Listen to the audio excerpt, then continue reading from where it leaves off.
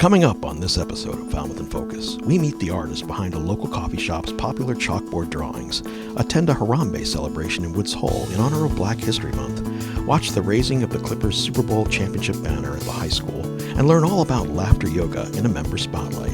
All this and much more on this edition of Falmouth in Focus.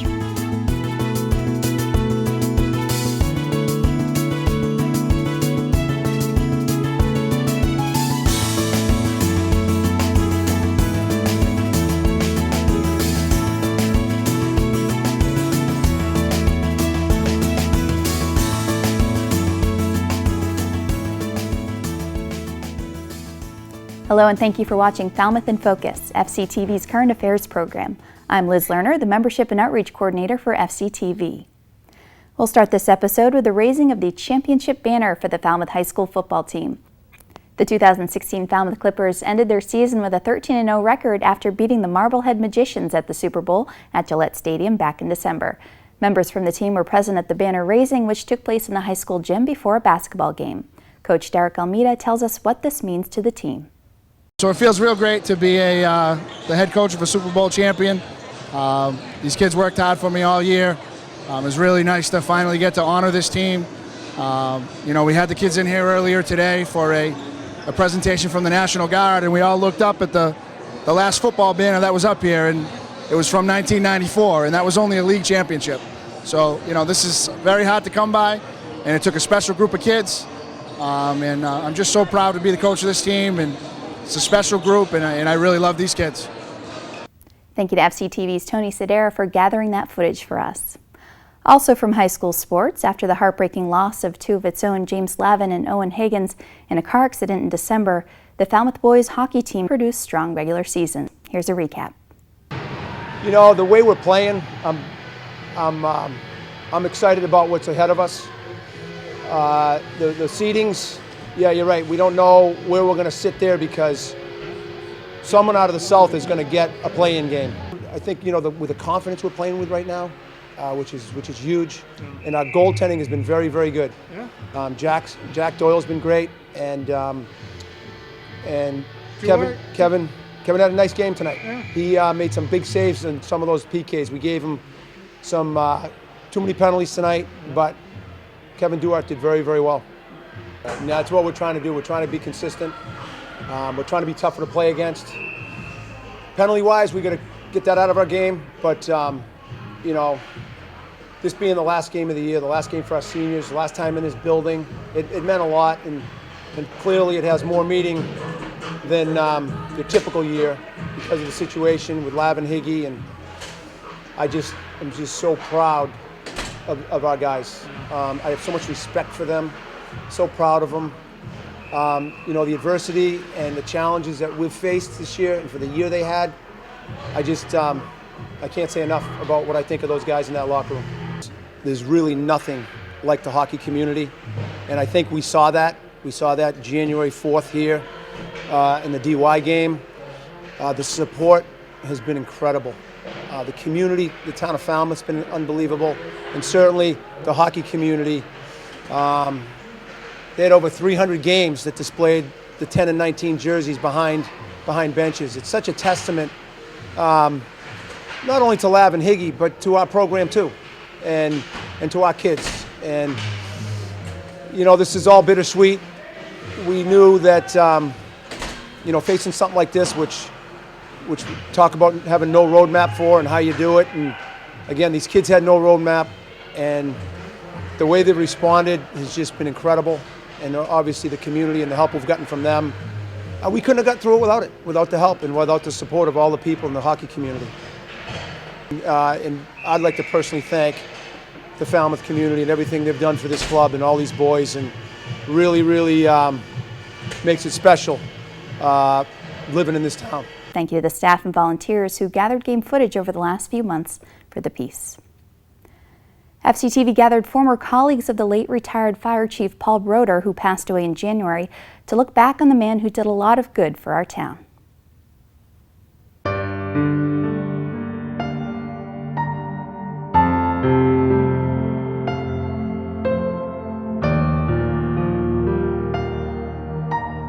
Paul Broder came to the Fire Department of Falmouth in 1976. Went to the Mass Fire Academy in Barnstable, was one of the first paramedics on Cape Cod. Came to us as a firefighter EMT. Worked his way up through the ranks over the years. Was acting lieutenant for about 2 years. Was promoted to permanent captain, and then permanent deputy fire chief, and then permanent fire chief, where he served for 13 years. His biggest goal was to do the best job possible, and doing that meant taking care of his fire department. So he was a very strong advocate for making sure we had the right stations and the right equipment and the right tools to do the job, and he wanted the service to be nothing but top-notch. He was entrenched in his department, and the job that was given to him by the town and by the voters, and to ensure that he did right by them and that they would trust him. He successfully navigated a minefield of politics in order to get a multi-million-dollar addition built at Fire Headquarters, which is the building that we currently operate in right now. He would kind of give these legendary, town meeting presentations, and they were largely successful. He was just really, really good at getting things done. Many communities started their own emergency preparedness committees, and Chief Broder was at the spearhead of that and really brought Falmouth into a completely different, more secure position when he created the Local Emergency Planning Committee, or LEPC as we call it. He was big on the paramedicine, and he thought that one of the most important services that we provided to the town was the ambulance service, which was where we could make the biggest impact. Putting the fire department first puts public safety first, and that's the way he was. He knew that an appropriately equipped, appropriately staffed, and appropriately managed fire department provides the best level of care for the constituents, for our customers, he would call them. He was just a phenomenal boss.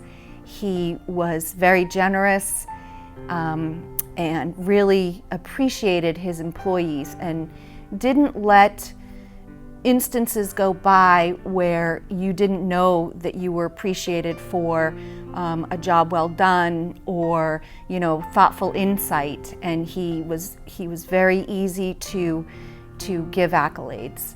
If you didn't like honesty, you didn't like Paul Broder, and because he just said it how it had to be said.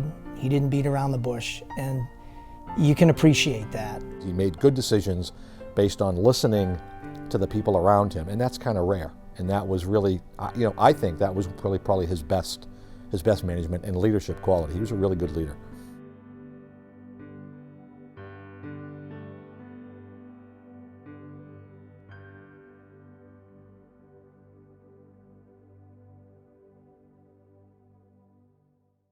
Thank you to Chief Michael Small, Kim Strohm, and Deputy Scott Thrasher from Falmouth Fire Rescue for their time. It's time now for the latest from Town Hall. Here are the takeaways from recent municipal meetings. The following selections are chosen based on community impact. During this past Selectmen's meeting on Monday, February 27th, Director of Public Works Ray Jack gave another update to the Selectmen regarding the water filtration plant construction. Mr. Jack reported the current status of construction, detailing the completion of many systems in the plant. Currently, the work is focused around painting, tiling, training the operations staff, and systems testing. The plant awaits further testing before going online. The financial plan of the construction was reported being on target.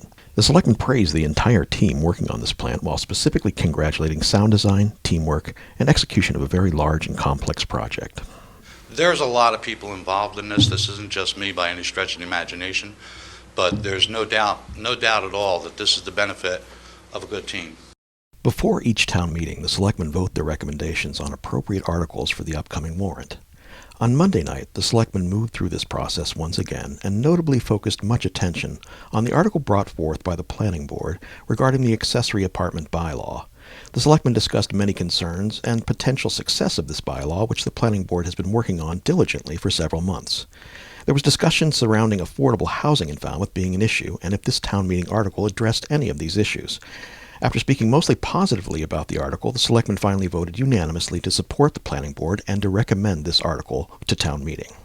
It's going to promote the possibility of options for affordability for housing people in Falmouth, whether it be younger people trying to get an affordable apartment or seniors trying to stay affordable in their own homes by renting out the apartment. The one thing I was trying to find in it as to whether there's any way that these apartments can then be counted in our inventory for affordable housing. We're trying to reduce the problems with creating these affordable apartments, and that was one of them, is the fact that people aren't going to want to put that restriction on their houses. That's why we don't have that. This makes it affordable by its own nature, that it's a small 800 square foot or less structure. And granted, we're trying to chase that 10%, but I think if you're practical, you're going to realize we're never going to really get that 10%. We're at 6.5 now. We don't have the land to ever get to 10%. So this is just a practical option for people to have what is, by nature, affordable rental. But I think it makes an awful lot of sense, and so I'm quite in favor of joining the planning board in recommending this article. Okay. We have a motion and a second. All those in favor say aye. Aye. Opposed, none. The ayes have it. Town Manager Julian Suso introduced the completed Comprehensive Annual Financial Report document developed by Falmouth's Financial Department. This document, which Mr. Suso points out is only developed by about 10% of Commonwealth towns, is a great overview of the annual financials of Falmouth. The document affirms a strong financial condition and focused around sections such as statistics, municipal services, economic development, tourism, and more. The selectmen reported back to Mr. Suso and Financial Director Jennifer Petit, praising their efforts for this document and expressing their appreciation for their hard work and dedication to fiscal solvency in Falmouth. I thought it did a good job in analysis and putting things together and giving people an idea, but not only what we do now, but ideas about how to plan. So I appreciate that effort. Okay, great. Thank you. No, great job. Great appreciation.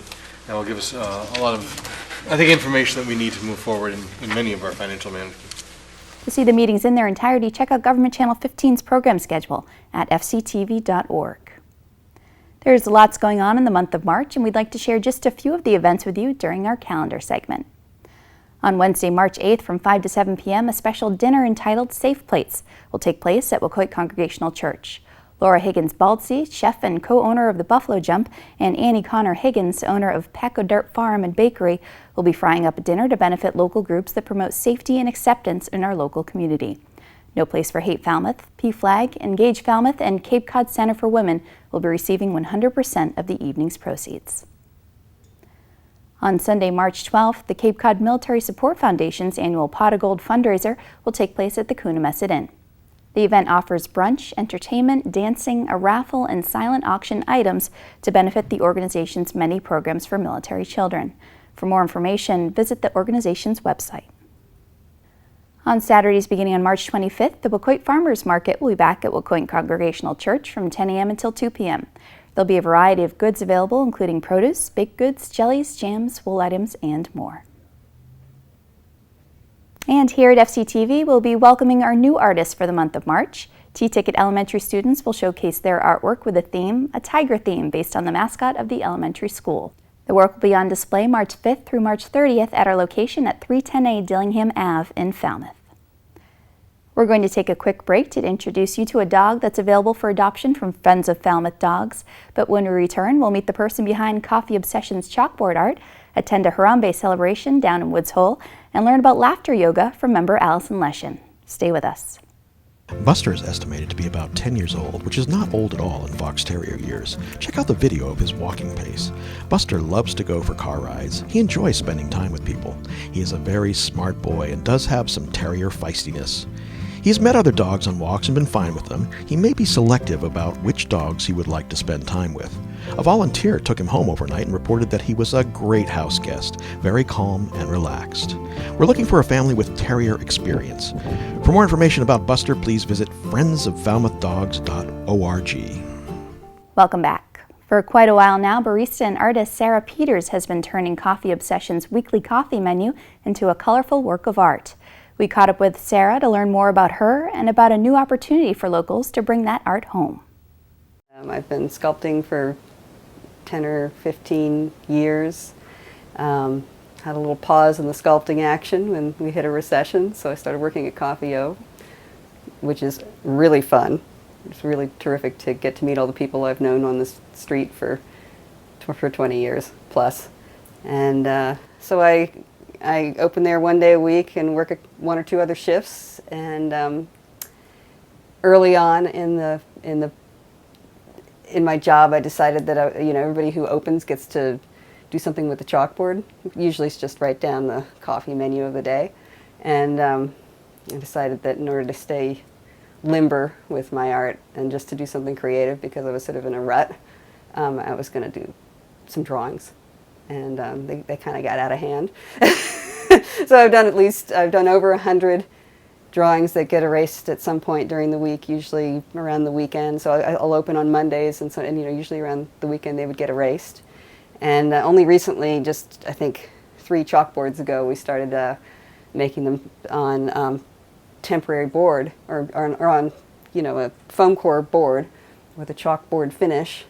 And so now we're auctioning them off at the end of the week, so they don't have to be erased. You may recognize Sarah's work from around town, like the bronze plaques along the sidewalk in front of the main branch of the library that tell Falmouth's history, and the alphabet chair in front of Eight Cousins bookstore that's become quite a tourist destination. We visited Sarah in her home studio and got a bird's eye view of how she creates her works of art. We also learned about how she comes up with each week's theme. Well, usually it's based on if there's not a holiday coming up or some specific event that I want to, like Abe Lincoln. I just did Abe Lincoln because of President's Day. What would Abe say? Kind of. At first, I was trying to keep sort of New England animals and that sort of thing. I was sticking to animals mainly because when you start doing faces, everybody's like, "Who's that? Who's that? Who are you trying to draw?" That kind of thing. But animals are fun. Everybody enjoys animals. And you can get pretty funny with them. I try to make them a little bit funny if I can. She typically creates her art on Sunday, and the next day at Coffee-O, the artwork is revealed. The fabulous meerkat. So basically I used all the colors. I maybe got a little bit out of control with the colors here. But that's the beauty of it. It's chalk, it's ephemeral. Normally we would erase these. So the original project was to do them, get them done, and stay creative. So now we have some. I wore beads today because we decided they were Mardi Gras meerkats. Anyway. My favorites are the dogs or any kind of like animal type thing. They're very beautiful and they have such personality. That's the thing. They're taking the animals and they're making them look like actually the people that come here, I think, that drink the coffee. So it's kind of funny. Oh my goodness, they love her art, so yes. And in the summer, people are frequently wondering where they can buy her art and where is this magic artist. So I'm happy to say she works with us. Basically, I bring them in on Monday morning and people can bid until closing on Sunday, which is 5 o'clock.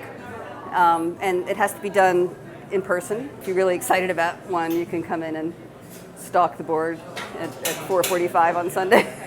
But it's worked out. Part of the proceeds of each sale will go to a different nonprofit each month. This month, it's our friends at People for Cats. Every year, the Marine Biological Laboratory Swope Center hosts a Harambee celebration in honor of Black History Month.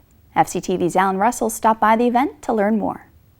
Thanks, Liz. I'm here at the MBL Swope Center to learn more about Harambee, an annual event they have in honor of Black History Month every year here, where there's all sorts of different food and people and music to celebrate all these different cultures. So let's go inside and find out exactly what they have.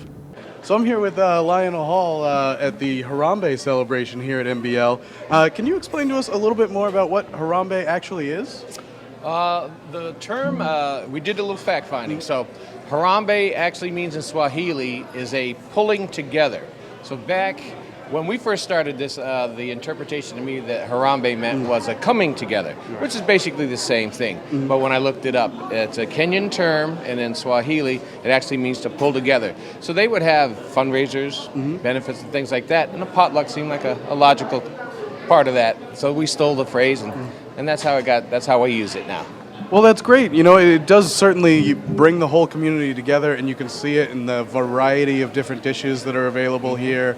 And this is also part of Black History Month as well, right? That's correct.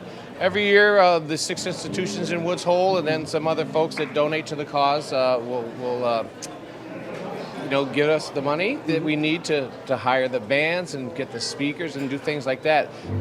The program's run, I'm not exactly sure, over 37 years, I think, now. So we're coming up on a 40th anniversary in a few years. So really a great program that the institutions have stayed with, and I'm happy about that.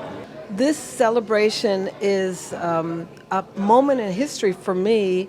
There is, in a sense, it ties my historical roots with African American people. And when you say that, you know that means it's multicultural, because African American people are very mixed with all different cultures in their families. And so we really are celebrating a melting pot of the African diaspora here. And we are so happy to be able to both express a little of our connections to our roots in Africa, because that's always a curiosity aspect for African American people and the people of diaspora. We always want to do something that ties us back to our ancestral beginnings. We need to know more and more about African history, and I'm so happy the community knows that too, because they're here. So. The Harambee will always be the culminating event for Black History Month. It's always the last Thursday, so you can set your calendars by that. It's an annual event, so whatever day is the last Thursday, that's usually, that will be the day of the Harambee. The Black History Month celebration featured other events as well, including physicist Hattie Carwell, who held a talk called African Americans' Contributions to Science and Technology, Hidden in Plain Sight, which was recorded by FCTV member Dick Batchelor. It should be airing on Public Channel 13 in the next few weeks. If you haven't heard of it yet, you're in for a treat. Laughter Yoga is held weekly at the Gus Candy Center and promises to put a smile on your face. Thank you to FCTV member Allison Leshin for producing this piece. The most important thing to people, if they don't know about laughter yoga, is it's laughing for exercise. It's not about jokes, it's not about being funny. It's just a wonderful, wonderful way to start the week. It gives you a good attitude. You don't get bogged down in all the stuff that happens all the time.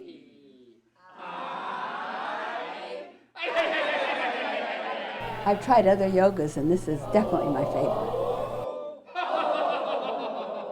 I find that I just feel better after doing it. I mean, anybody that's done it a few times knows that at the end of it, you're just a lot more energetic, a lot happier feeling. I can be kind of intense, so it's kind of nice to be here laughing for nothing. I'm a volunteer with the VNA Hospice, Cape Cod and Islands, and I'm also a driver with the American Cancer Society. And one of the things that they teach you is to take care of yourself. And this program actually helps me to take care of myself by releasing stress, meeting other people, and just having a good laugh. It makes you feel good, and that's the reason I'm here. People after the laughter, their blood pressure goes down. Studies have shown that. And I am having such a good time laughing. I shouldn't say it, but when I do all this laughter, I do what they want me to do, but also I think of my grandchildren, my great-grandchildren, my husband. In other words, I'm really doing all this laughter with them. And I find that I am much more likely to choose a lighter response to a situation that occurs in my life. You know, someone cuts you off in traffic, and now I have that moment where I'm like, but then I can go instead, and you know what? That just diffuses the whole thing, and it's so much healthier for you than to get all bent out of shape because whatever happened. I like it starting out the week. It feels good to start out the week. My husband, who was a paraplegic, started with me the first time. He said, oh, this is stupid, because he was having trouble with the breathing. I said, fine, I'll go by myself. So then the next week he says, well, I think I'll go back. And he loved it. He continued to do it until he died 3 years ago. William James said, I don't laugh because I'm happy because I laugh. And that's really what we do in laughter yoga. As I say, it's a body-mind exercise. The body leads, the mind catches up, says, hey, the body's laughing, we must be having a good time. And suddenly you start to have more of a good time. That's what it's all about. Laughter Yoga is held every Monday at 9:27 a.m. at the Gus Caney Community Center until June, when it moves outside. We're going to take a quick break, but we'll be back with Troy's Take right after this.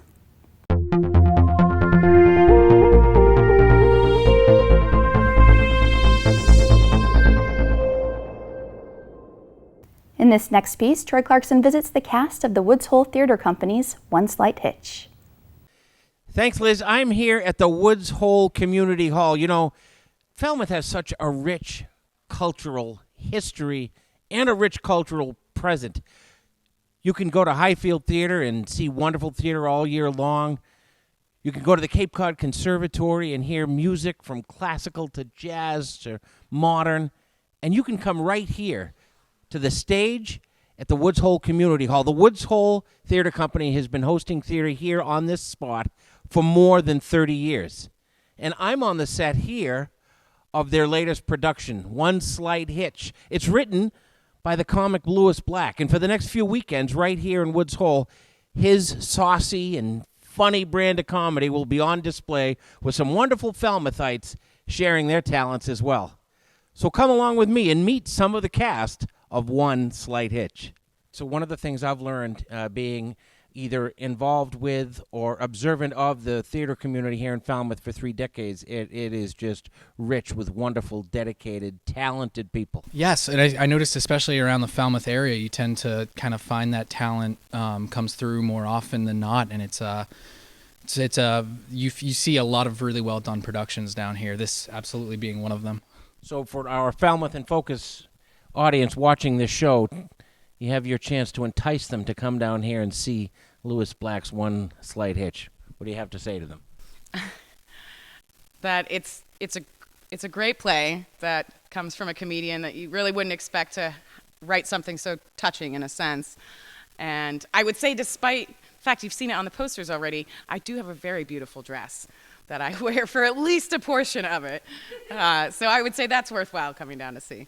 I can't wait to see it myself. I know now Lewis Black, who wrote the play, actually gave a pitch for One Slight Hitch. He did. We went to see him in Providence, and he did a shout out to me and the Woods Hole Theater Company saying, good luck, be successful, and kind of made a little bit of fun about Woods Hole only having 6 people during the winter. So I made a challenge. Everyone, I said that we would have 1,000 people see this show in 9 nights. So I'm counting on you showing up. He said that he wrote this about 35 years ago, and he kind of, his personality is Ryan, the cast of Ryan. So you got to come and see Ryan. He's rarely dressed, but he's here.